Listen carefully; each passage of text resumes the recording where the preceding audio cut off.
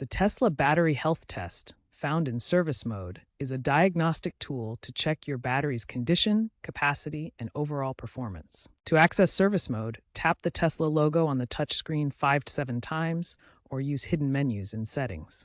This test measures the battery's state of health, SOH, by evaluating its capacity versus original specs, impedance, resistance to charge and discharge, and degradation factors. Key metrics include percentage capacity remaining and alerts for anomalies. Reasons for the test failing to start include BMS communication failures, software conflicts after updates, or safety locks during extreme temperatures. Make sure your Tesla isn't charging or driving and has at least 20% battery before running the test.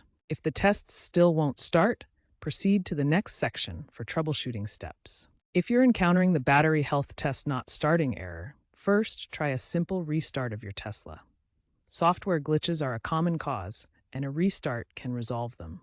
Ensure your Tesla's firmware is up to date, as Tesla often releases OTA updates to fix bugs, including those affecting the battery health test.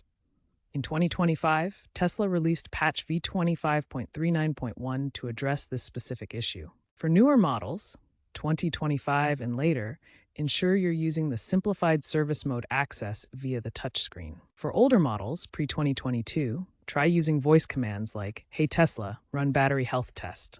As a last resort, a factory reset via service mode can restore access, but remember to back up your settings first.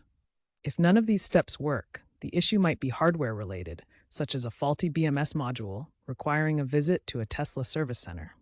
Tesla's support metrics show that 85% of software-related issues are resolved via OTA updates.